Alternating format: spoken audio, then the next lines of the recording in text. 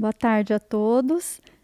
Meu nome é Alessandra, eu sou médica coordenadora do PCMSO aqui do Secov Med e estou aqui com o Wagner, que é nosso técnico de segurança, e a Marcela, que é a nossa fisioterapeuta, para falarmos um pouco sobre esse assunto tão importante, né? E tirar algumas dúvidas em relação à medicina ocupacional. Algumas questões foram abertas para nós estarmos discutindo sobre esse assunto, e a primeira é para que serve as NRs. E eu vou passar a palavra para o técnico de segurança Wagner para ele estar nos explicando, né, com mais propriedade.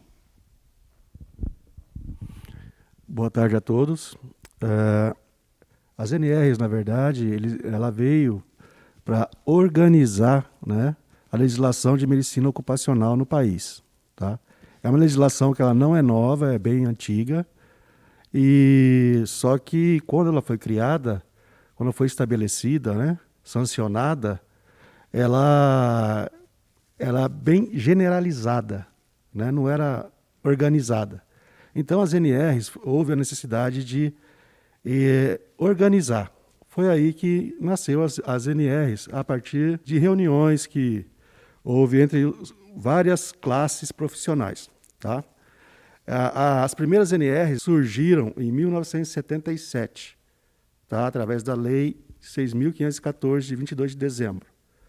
Já houve uma modificação em 1978, e a partir daí já houve, né, conforme a mudança de tecnologia também, em vários setores de nossas atividades econômicas, houve a necessidade também de mudar a legislação.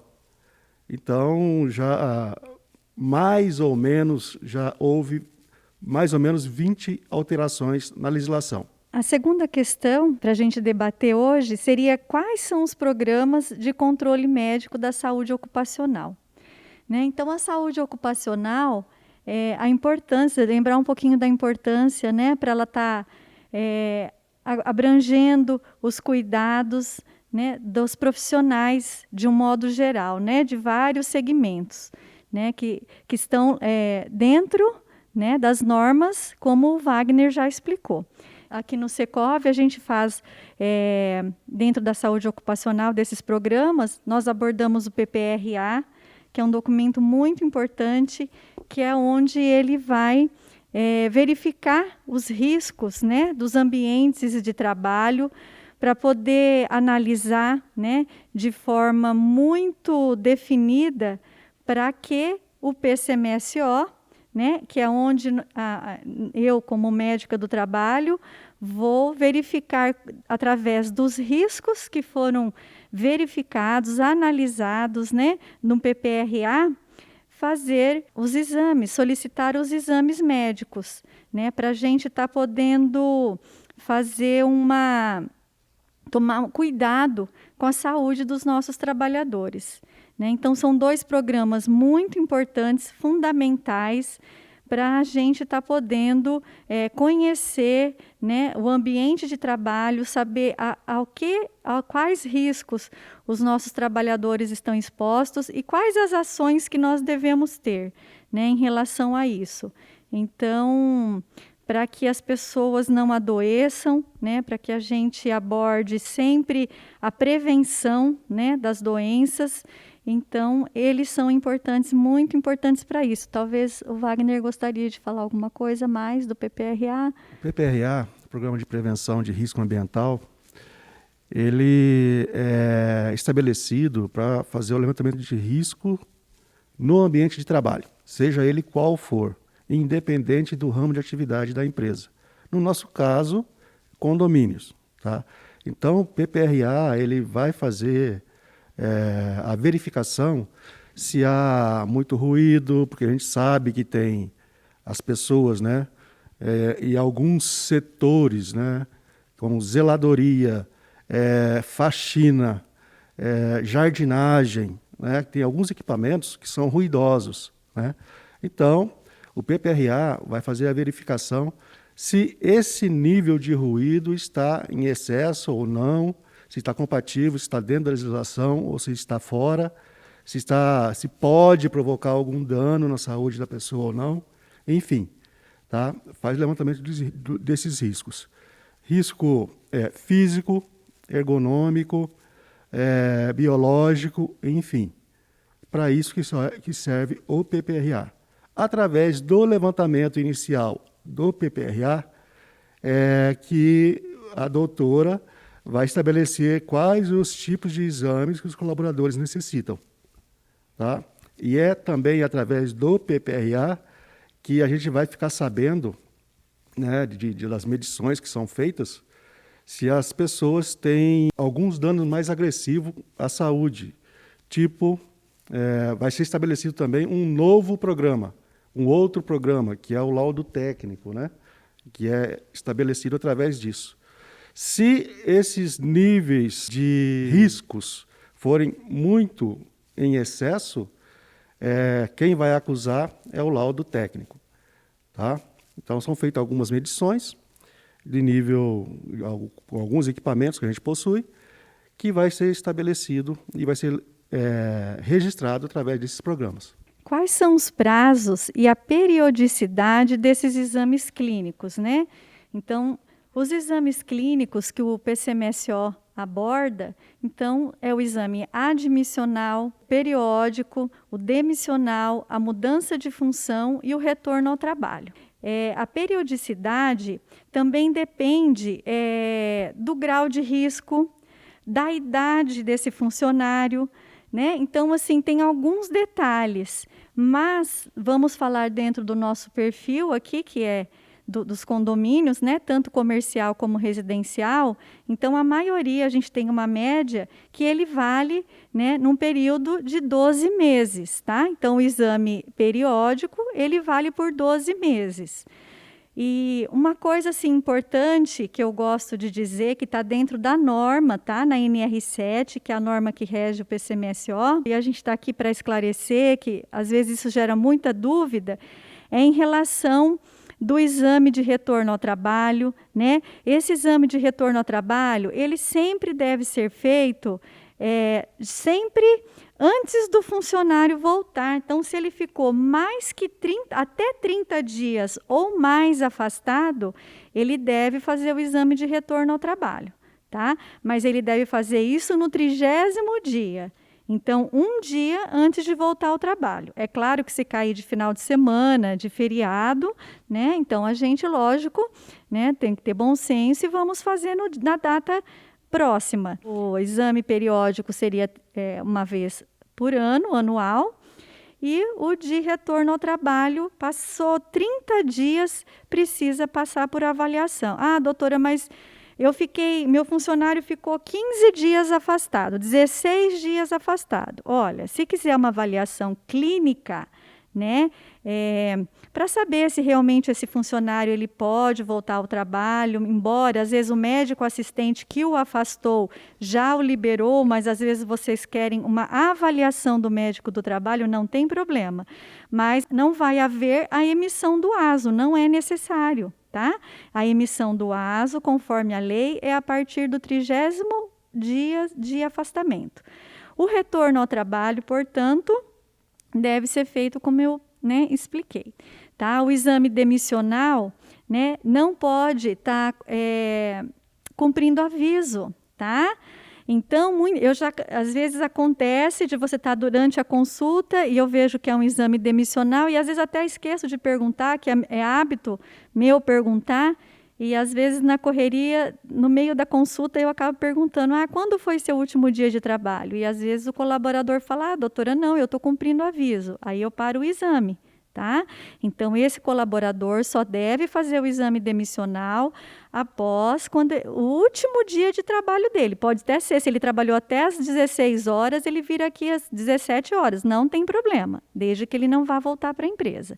Tá? Isso sem exceção. Tá? Mudança de função.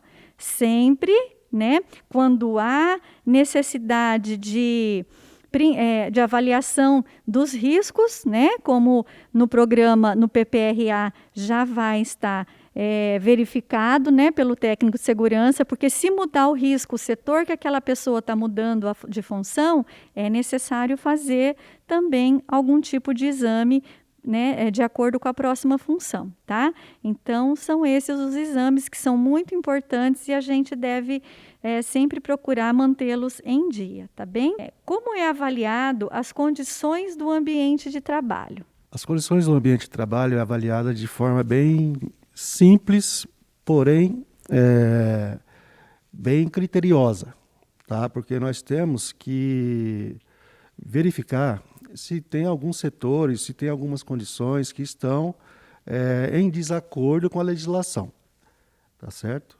Então, é verificado praticamente tudo ali sobre as normas de segurança.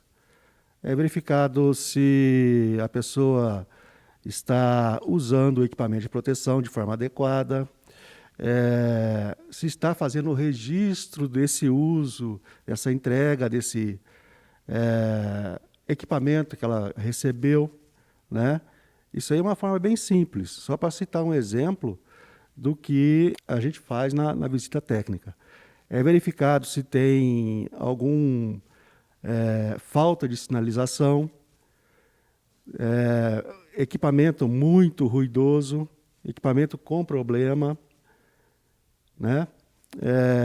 As condições de trabalho na portaria, já voltando aqui para a nossa atividade, né, que é condomínio, né? As condições dessa pessoa nesse setor, né?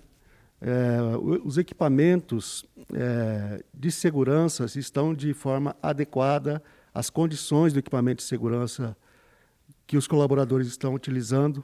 Às vezes, né, a gente chega em alguns locais, que já aconteceu, né, da pessoa estar utilizando equipamento de proteção vencido. Tá? Estava em boas condições? Ok, mas estava com CA vencido. Então, a gente aconselha, né, e explica o porquê não deve trabalhar com o equipamento vencido. Tá certo? Então, tem que estar dentro das normas, não pode. Então, verificamos se em escada tem sinalização, faixa amarela ou antiderrapante, enfim, é esse tipo de critério que a gente usa para verificar as condições de trabalho. Tudo no sentido de fazer a prevenção de acidentes no local de trabalho. Tá? O que nós não queremos é que alguém se acidente. Até porque, né, ninguém sai de casa pela manhã, né, para se acidentar, não é?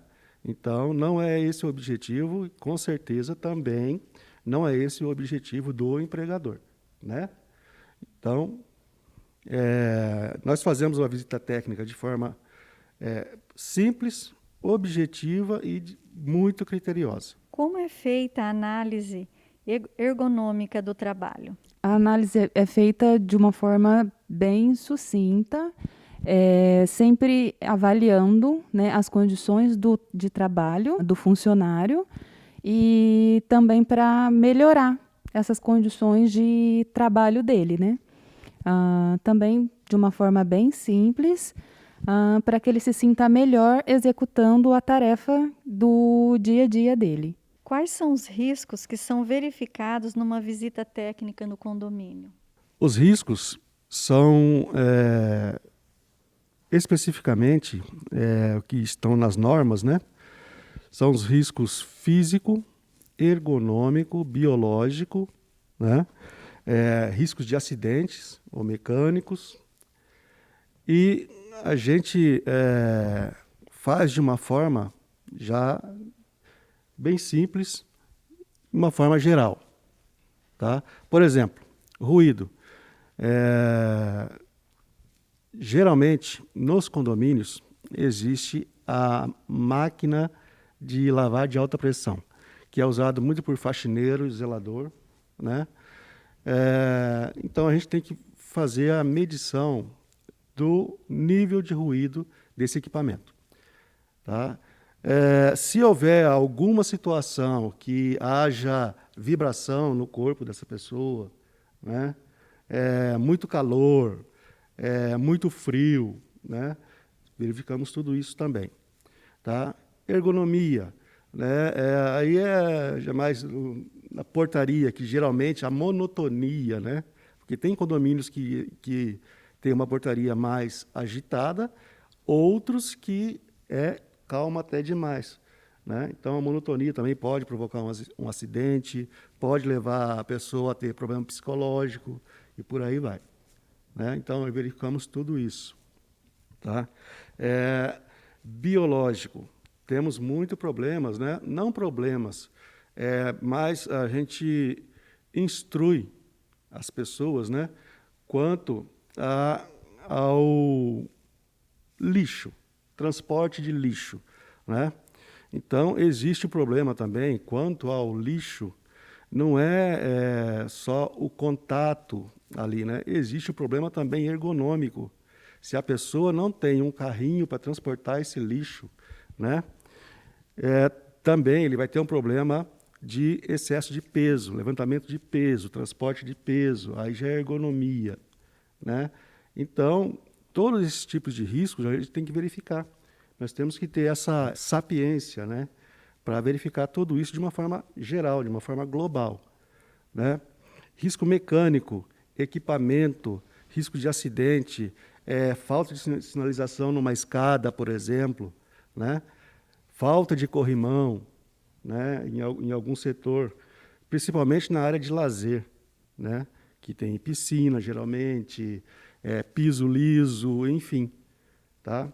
Então, a gente orienta, né, faz esse tipo de levantamento e orienta as pessoas responsáveis para fazer, se possível e se for o caso, né, alguma modificação no ambiente de trabalho até.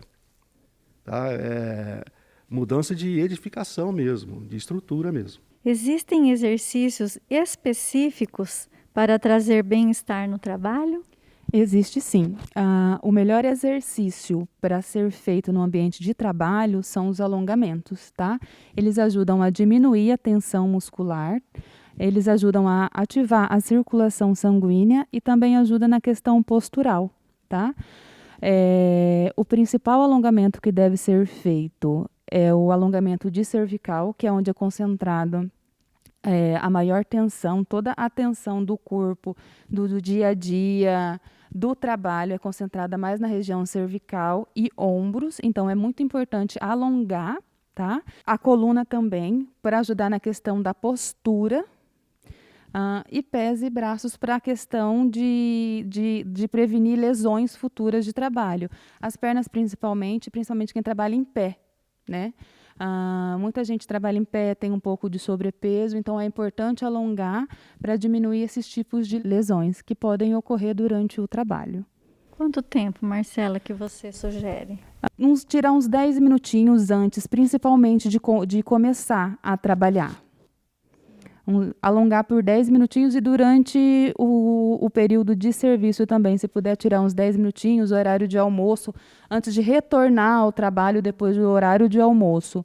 Se conseguir tirar uns 10 minutos para fazer um alongamento, já ajuda bastante a prevenir lesões. Além de serem fundamentais, os EPIs precisam passar por manutenção periódica, higienização. O que precisa ser avaliado nesses EPIs? Alguns equipamentos de proteção, ele já por si só, através da sua utilização, eles têm o seu prazo de validade na prática, não pelo prazo legal, mas na prática, basta um olhar, né, simples, a gente já vê que precisa trocar aquele equipamento. Tá? Algum equipamento que ele é compartilhado, que ele tem várias partes no equipamento, por exemplo, um respirador mais sofisticado, um respirador de gases, por exemplo, que tem o filtro, né, ele pode ser necessário, né, durante o período de validade, uma higienização, né? Tem que lavar mesmo com água e sabão, né? A troca do filtro, né? A pessoa tem que fazer um treinamento, tem que ser instruída para como deve se trocar isso, reposição de peças, né? Precisa de um certo cuidado quanto ao EPI. Na nossa verificação, na nossa visita técnica, nós vemos, né, se aquele EPI que está sendo utilizado pelo funcionário está dentro do prazo de validade ou não, né?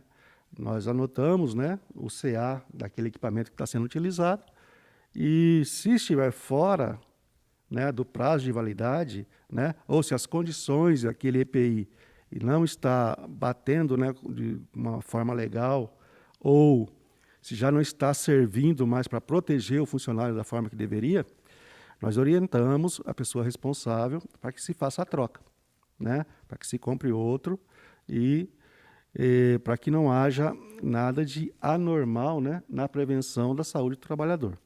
Quais são as doenças crônico-degenerativas oriundas do trabalho excessivo e repetitivo? Como prevenir? As doenças que a gente mais atende, principalmente aqui na clínica, são lesões como bursite, como tendinite, tanto em região de ombro ou no joelho, e epicondilite. E dá para ser evitada com um simples alongamento mesmo, que dá para ser feito antes do trabalho. Muito bem. Então, obrigado. Né? Espero que nós tenhamos podido esclarecer algumas dúvidas de vocês em relação a esse assunto tão importante.